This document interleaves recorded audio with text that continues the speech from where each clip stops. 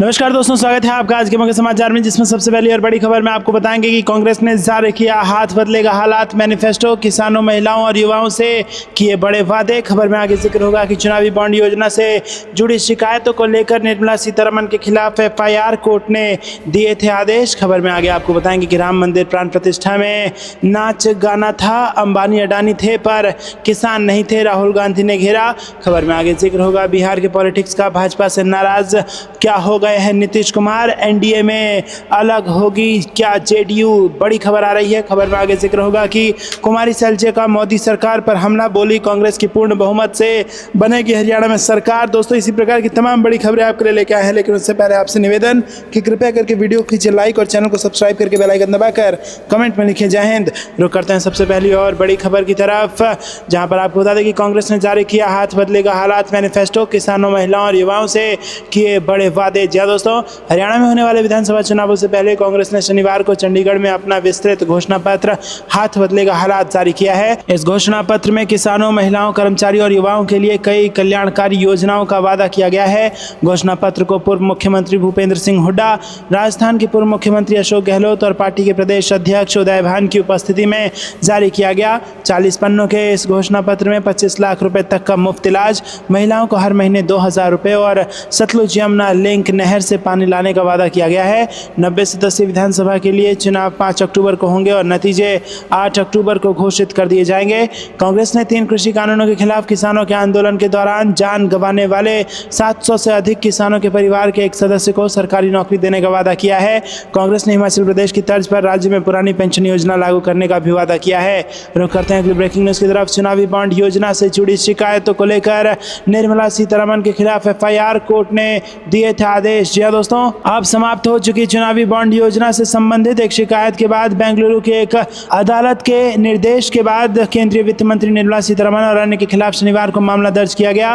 Police के मुताबिक एक विशेष अदालत के आदेश के आधार पर केंद्रीय मंत्री निर्मला सीतारमण ED अधिकारियों, राज्य और राष्ट्रीय स्तर पर भाजपा के पदाधिकारियों के खिलाफ धारा 384 और 120B के साथ धारा 34 के तहत प्राथमिकी दर्ज की गई है। और इससे पहले बेंगलुरु की एक अदालत ने चुनावी बॉन्ड के जरिए जबरन वसूली के मामले में वित्त मंत्री निर्मला सीतारमण के खिलाफ FIR दर्ज करने का आदेश दिया था। वहीं इस मामले को लेकर कर्नाटक के मुख्यमंत्री सिद्धरामैया ने भाजपा और PM मोदी पर निशाना साधा और उन्होंने कहा कि अब भाजपा नेता कब इस्तीफा मांगेंगे।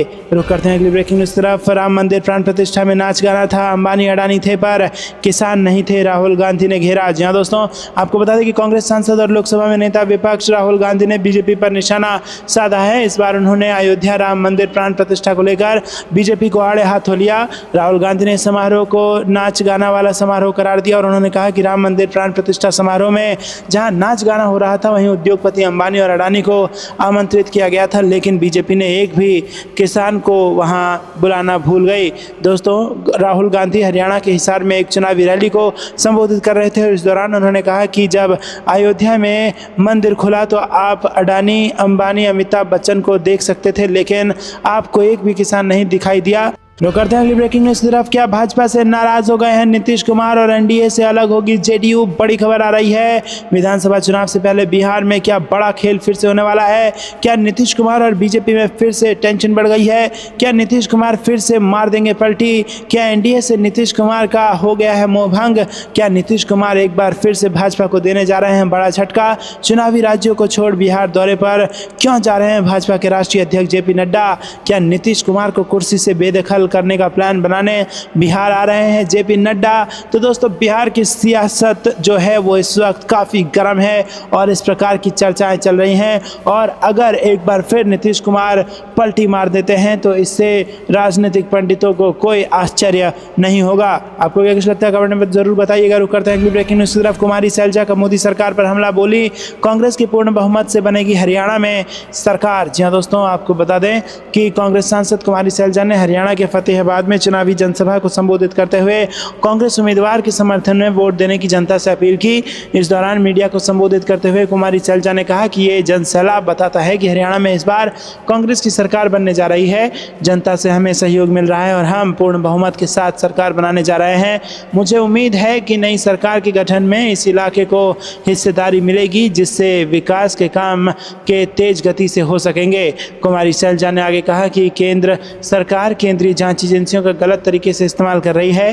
कोर्ट ने भी इसके ऊपर गंभीर टिप्पणी की है और ये सरकार राजनीतिक प्रतिशोध की भावना से काम कर रही है, सभी संवैधानिक संस्थाओं को खत्म करने पर तुली हुई है। मेरा मानना है कि राज्य दर राज कांग्रेस का ग्राफ बढ़ रहा है, हम मजबूती के साथ सत्ता में वापसी करने जा रहे हैं।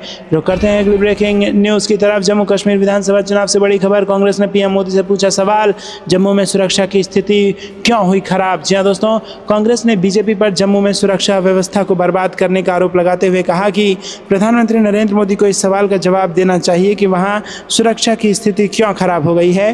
पार्टी महासचिव जयराम रमेश ने प्रधानमंत्री मोदी की जम्मू कश्मीर में शनिवार को एक राजनीतिक रैली के मद्देनजर सोशल मीडिया मंच एक्स पर लिखा, प्रधानमंत्री आज जम्मू में हैं, इन्हें इन 4 सवालों के जवाब जरूर देने चाहिए। जम्मू में सुरक्षा की स्थिति क्यों खराब हो गई, बीजेपी जम्मू के लोगों से किस बात का बदला ले रही है, केंद्र सरकार के प्रशासन में नशीले पदार्थों की तस्करी में तेजी से वृद्धि क्यों हुई है, जम्मू कश्मीर में शासन व्यवस्था क्यों ध्वस्त हो गई है। उन्होंने आरोप लगाया कि भाजपा राष्ट्रवाद पर अपने एकाधिकार का दावा करती है, लेकिन उसने जम्मू में सुरक्षा व्यवस्था को बर्बाद कर दिया है। रमेश ने कहा कि 2024 की शुरुआत के आसपास प्रशासन ने दावा किया कि जम्मू क्षेत्र में 4 सक्रिय आतंकवादियों के साथ जम्मू कश्मीर में सक्रिय आतंकवादियों की संख्या घटकर 31 हो गई है। अब एक चौंकाने वाला आंकड़ा पेश करते हुए अधिकारियों का कहना है कि लगभग 50 से 60 आतंकवादी हैं जिन्होंने अप्रैल मई में जम्मू के अंदरूनी हिस्सों में घुसपैठ की है। कांग्रेस नेता ने कहा कि आतंकवाद गतिविधि में वृद्धि के भयानक परिणाम हुए हैं। पिछले कुछ महीनों में हमने उन क्षेत्रों में आतंकवादियों की उपस्थिति देखी है जिन्हें आतंकवाद मुक्त घोषित किया गया था। हमारे सुरक्षा कर्मियों और नागरिकों को मारे जाने की घटनाओं की संख्या में वृद्धि हुई है। और उन्होंने कहा कि जब नॉन बायोलॉजिकल प्रधानमंत्री शपथ ले रहे थे, लगभग उसी समय रियासी में एक आतंकवादी हमले में 9 निर्दोष तीर्थयात्रियों की जान चली गई। रमेश ने आरोप लगाया कि उपराज्यपाल के प्रशासन ने इस सुरक्षा स्थिति को संभालने में अक्षमता दिखाई है। उन्होंने ये भी कहा है कि इस स्थिति में रक्षा मंत्रालय और इसकी गलत सोच वाली अग्निपथ योजना का भी योगदान है, जिसने जम्मू में सेना भर्ती में रुचि को व्यवस्थित रूप से कम कर दिया है, जबकि जम्मू सेना के लिए ऐतिहासिक रूप से एक प्रमुख भर्ती केंद्र रहा है। उन्होंने सवाल किया कि भाजपा ने जम्मू में सुरक्षा व्यवस्था को क्यों कमजोर होने दिया। रुक करते हैं अगली ब्रेकिंग न्यूज़ की तरफ। 272 करोड़ का वो प्रोजेक्ट जिसका नितिन गडकरी ने किया शिलान्यास, विरोध में उतरी कंगना रनौत। जी दोस्तों, हिमाचल प्रदेश की मंडी सीट से बीजेपी सांसद कंगना रनौत अब केंद्र सरकार के एक प्रोजेक्ट के विरोध में उतर गई है। 6 महीने पहले हिमाचल प्रदेश के कुल्लू में नितिन गडकरी ने खराहल घाटी में बिजली महादेव रोपवे का ऐलान किया था, लेकिन 272 करोड़ के इस प्रोजेक्ट का अब कंगना रनौत ने विरोध शुरू कर दिया है। दरअसल बिजली महादेव मंदिर के लिए रोपवे को लेकर खराहल और कशावरी घाटी के लोग लंबे समय से विरोध कर रहे हैं। ग्रामीणों ने कई बार सड़कों पर उतरकर बिजली महादेव रोपवे के विरोध में प्रदर्शन किया है। उनका कहना है कि रोपवे बनने से देवता खुश नहीं है, रोपवे बनने से उनके रोजगार बुरी तरह से प्रभावित होंगे। इसके साथ ही पर्यावरण को भी नुकसान पहुंचेगा क्योंकि रोपवे निर्माण में कई पेड़ों को काटा जाएगा। रुक करते हैं अगली ब्रेकिंग न्यूज़ की तरफ। आलाकमान नाखुश, बीजेपी के सदस्यता अभियान में फिसड्डी साबित हुए राजस्थान समेत 4 राज्य। जी हाँ दोस्तों, बीजेपी का 3 सितंबर को शुरू हुआ देशव्यापी सदस्यता अभियान का पहला चरण 25 सितंबर को खत्म हो गया है। बीजेपी ने इन 23 दिनों में 6 करोड़ नए सदस्य बनाए, जो कि अपेक्षा से कम माने जा रहे हैं।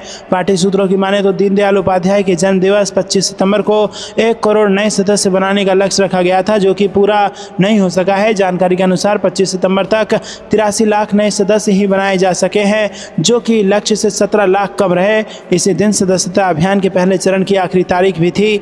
बता दें कि बीजेपी का सदस्यता अभियान टारगेट से काफ़ी पीछे है। आलाकमान इससे नाखुश है और अब बीजेपी सदस्यता अभियान को नई धार देने की तैयारी कर रही है। सदस्यता अभियान में खराब प्रदर्शन करने वाले राज्यों की सूची में राजस्थान, तेलंगाना, कर्नाटक और बिहार शामिल है।